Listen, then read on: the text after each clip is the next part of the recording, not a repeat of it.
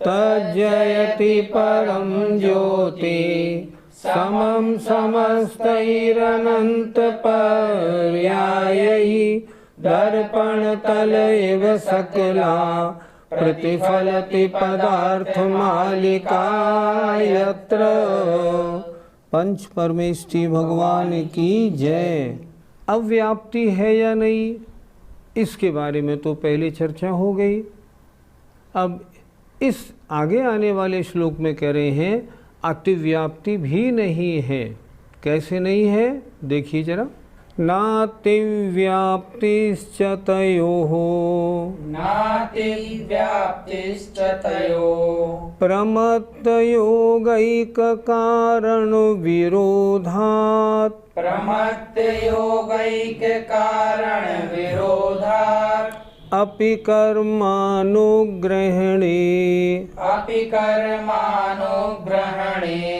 निरागाणामविद्यमानत्वात् बोलिए। नातिव्याप्तिश्च तयोः प्रमत्तयोगैककारणविरोधात् अपि कर्मानुग्रहणे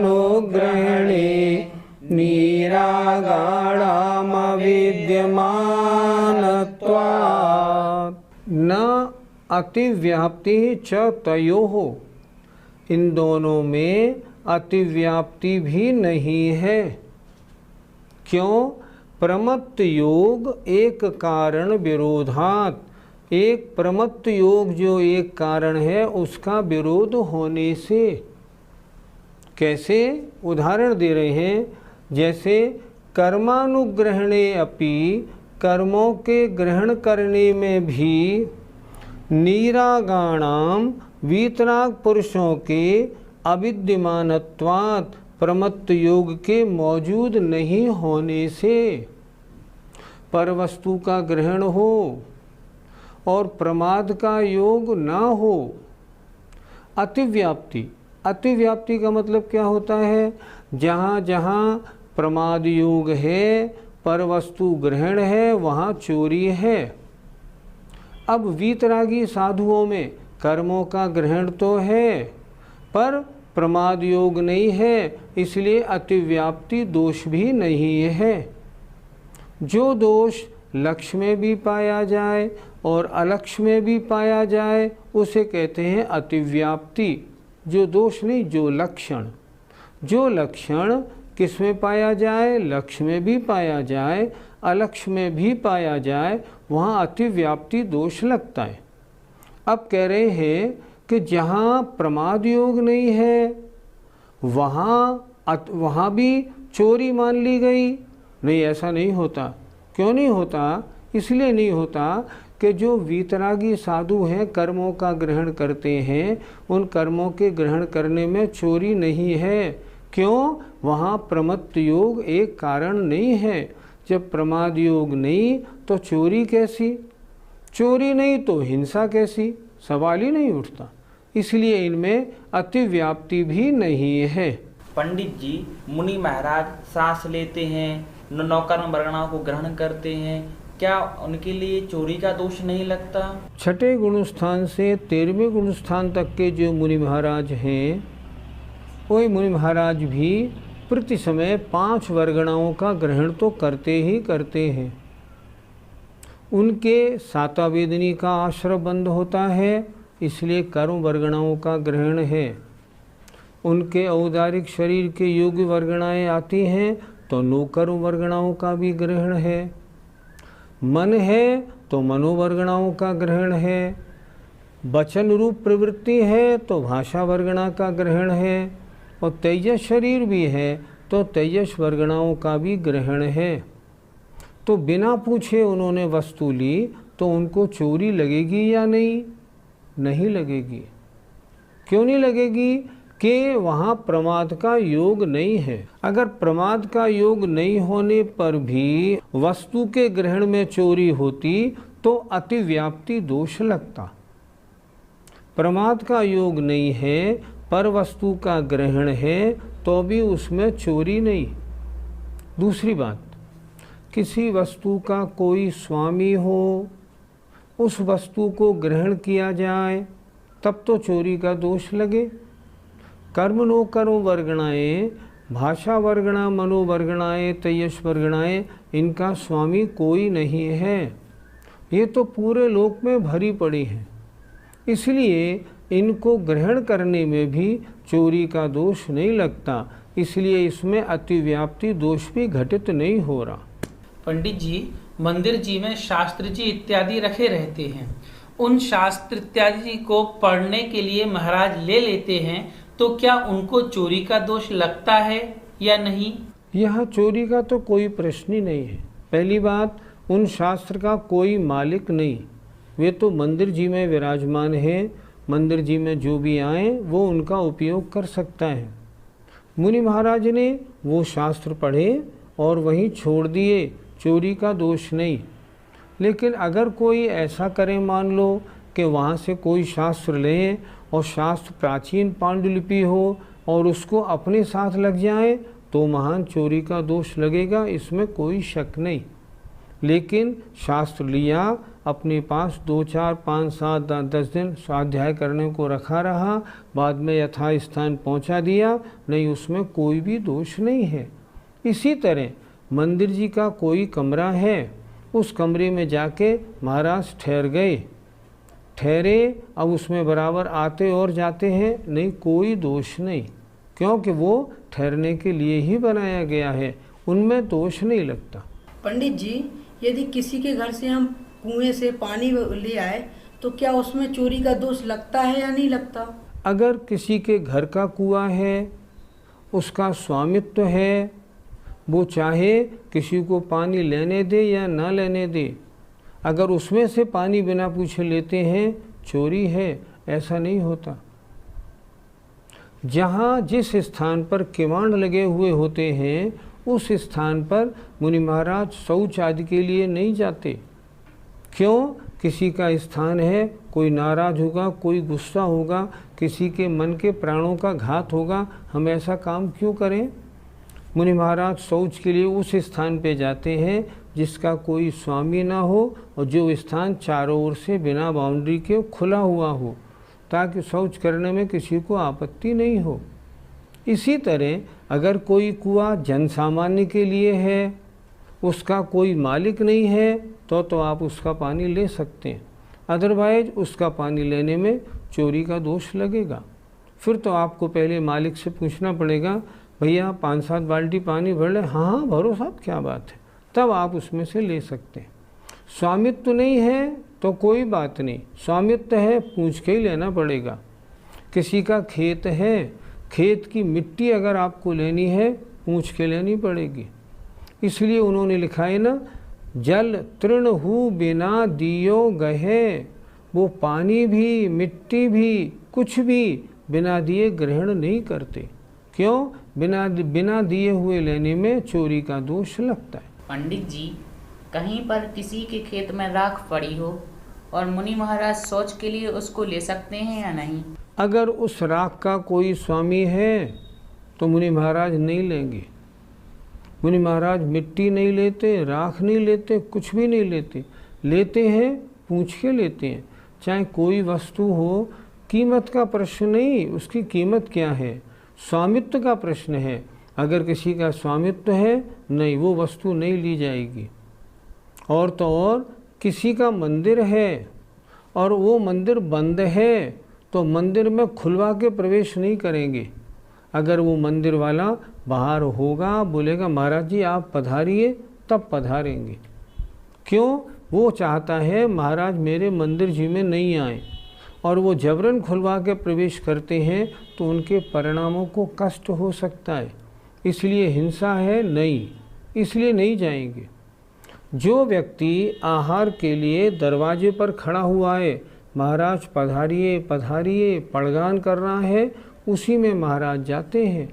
महाराज ऐसा नहीं करते कि घर के अंदर चले जाएं और उनसे कहें कि आप पड़गान के लिए क्यों नहीं आ रहे, ऐसा नहीं करते। मुनियों की वृत्ति तो बहुत अलौकिक वृत्ति होती है, उनका तो कहना ही क्या है। चोरी के बारे में अब हम गृहस्थ क्या करें, क्योंकि जैसी चोरी समस्त चोरी का त्याग तो संभव है नहीं, तो क्या करें। तो आचार्य ने अगले श्लोक में उस बात को स्पष्ट किया है। असमर्थाये कर्तुम निपानतो यादिहरण विनिवृत्तिम तैरपि समस्तमपरम नित्यमदत्तं परित्याज्यम्। असमर्था, जो असमर्थ हैं, ये माने जो, कर्तुम माने करने के लिए, क्या करने को, निपान माने कुएं आदि के जल के, हरण के त्याग को, विनिवृत्तिम छोड़ने को, त्याग को। अर्थात ये माने जो कुएं का जल आदि लेने के त्याग को करने में असमर्थ हैं। हम तो गृहस्थी हैं, ये कुएं का पानी नहीं लेना, मिट्टी नहीं लेना, ये तो नहीं बनता। तो उनके लिए आचार्य एक मार्ग बता रहे हैं। ये माने जो कुएं का जल आदि लेने का त्याग करने में असमर्थ हैं, तही अपि वे भी, उनके द्वारा भी, समस्तम अपरम, समस्त अन्य, नित्यम अदत्तम, अदत्तम माने बिना दिया हुआ, नित्य माने हमेशा, परित्याज्यम त्याग करने योग्य है। नीचे फिर देखें, तही अपि उनके द्वारा भी, नित्यम माने सदैव, समस्तम अपरम समस्त ही अन्य अदत्त वस्तुओं का त्याग करने योग्य है। ठीक है, अगर मिट्टी का, कुएं के पानी आदि का त्याग नहीं कर सकते तो अन्य का तो त्याग करे ही करे, ताकि चोरी के पाप से छूटना बन जाए। कुछ चोरी तो लोक में प्रसिद्ध है, वो तो छोड़नी ही छोड़नी है, पर अन्य जो आचार्य ने और बताई है ना, सबको छोड़ें। पंडित जी, कुएं का जल तो पृथ्वी का है, फिर इसमें चोरी का दोष क्यों? हमने अभी एक ज़मीन खरीदी, उस ज़मीन में थोड़ा हिस्सा बना हुआ था, एक कुआं भी था। तो उस रजिस्ट्री में उस रजिस्ट्री करने वाले ने पूरा लिखा कि मैं इतना लंबा, इतना चौड़ा, इतना बड़ा तो बना हुआ मकान जिसमें इतना पोर्शन बना हुआ है, और एक इतना चौड़ा कुआं, ये दोनों बेचता हूँ।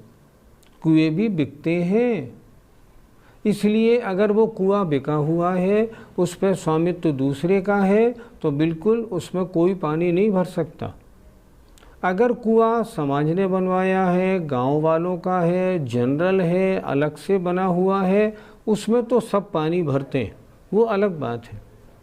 लेकिन अगर किसी एक के स्वामित्व का कुआं है ना, तो उस कुएं से आप पानी नहीं भर सकते। उसको अधिकार है आपसे कह दे नहीं नहीं बाहर जाइए, इस कुएं से आपको पानी नहीं भरना। इसलिए उससे अगर लेते हैं, चोरी है। हालांकि यह छोटी चोरी है, पर चोरी चोरी होती है।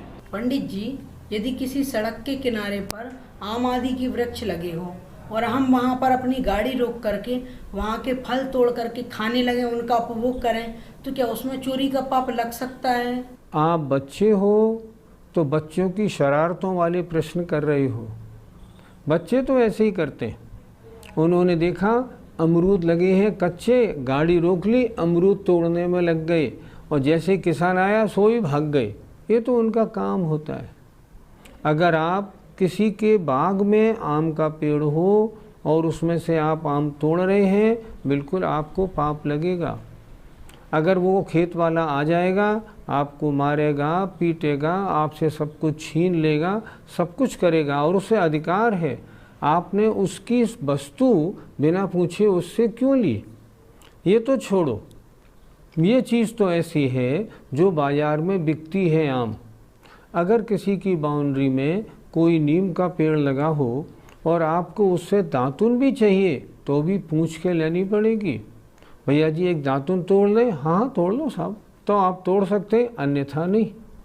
अगर आप बिना पूछे दातुन तोड़ेंगे, हालांकि उसकी कोई कीमत नहीं है, क्या कीमत है, कुछ नहीं, लेकिन फिर भी आपने बिना पूछे क्यों तोड़ा, इसलिए आपको बिना दिए ग्रहण करने का चोरी का दोष लगेगा। पंडित जी, अगर हमारे यहाँ किसी की कोई वस्तु छूट जाए और उसे याद न रहे कि उसके यहाँ पर वस्तु छूट गई है और हमने भी उसे वापस नहीं की, तो इसमें हमें चोरी का दोष लगेगा?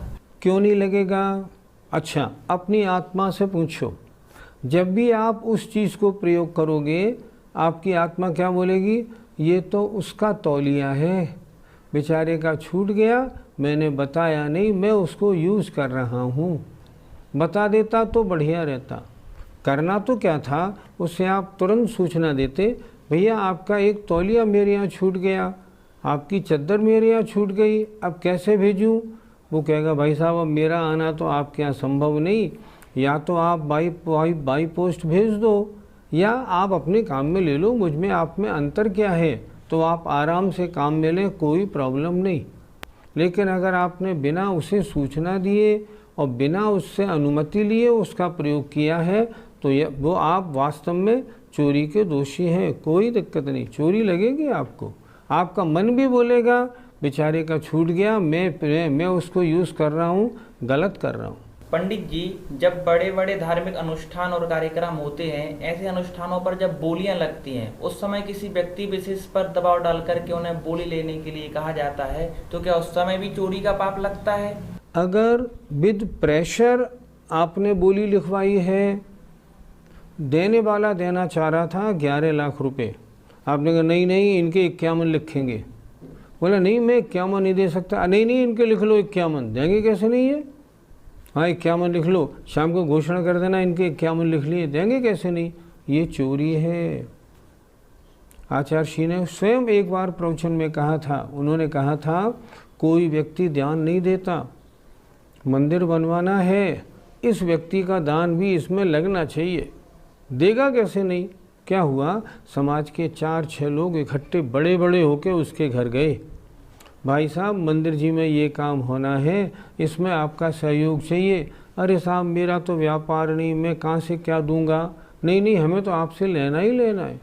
अच्छा 101 लिख लो, 1 से 1 से क्या होगा, कम से कम आपको 10,000 रुपये देने। अरे साहब मर जाऊंगा, नहीं दे पाऊंगा, दोगे कैसे नहीं, देने ही पड़ेंगे आपको। जबरन लिख लिया, 4-5 आदमी ले गए और प्रेशर करके उससे 11,000 रुपये मान लो ले आए, चोरी है। चोरी क्यों है, उसने दिया नहीं है, आपने लिया है। तो समझने की बात, अगर उसने दिया होता तो चोरी नहीं लगती, उन्हें दिया नहीं, आपने उसकी जेब में से निकाल लिए हैं रुपए। दान की राशि कैसी लिखवानी चाहिए, भाई साहब ये कार्य है, इस कार्य में आपको जो अच्छा लगे दीजिए, ठीक है साहब मेरे 5100 रुपये लिखो, बहुत ठीक साहब बहुत धन्यवाद, बस वो लिख ले। अगर पैसे का प्रेशर करके लिखवाए और पहले से ही जोर देना था तो समाज के 4 बड़े आदमियों को लेके गया और लेके जाके उस पर जोर लगवाया, इसका नाम भी चोरी है, ये नहीं होना चाहिए। गुरुजी, आजकल देखा जाता है कि बड़े बड़े जो सेठ लोग हैं, व्यापारी लोग हैं, वो भी टैक्स की चोरियां कर लेते हैं, तो क्या उस टैक्स की चोरी को क्या इस चोरी में लिया जाए? कुएं का पानी, नीम के पेड़ की दातुन, आम के पेड़ के आम, ये तो छोटी चोरी है, इन्हें करने पर सज़ा नहीं मिलती। लेकिन टैक्स चोरी करने पर जब पकड़े जाते हैं तो पेनल्टी लगती है, सज़ा भी होती है। ये तो बड़ी चोरी है, छोटी चोरी नहीं। और जो करने वाला है ना, उसका दिल भी ऐसे घबराता है, मैं चोर हूँ, चोरी करता हूँ।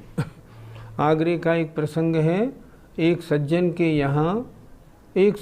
यहाँ इनकम टैक्स वाले रेड डालने आए।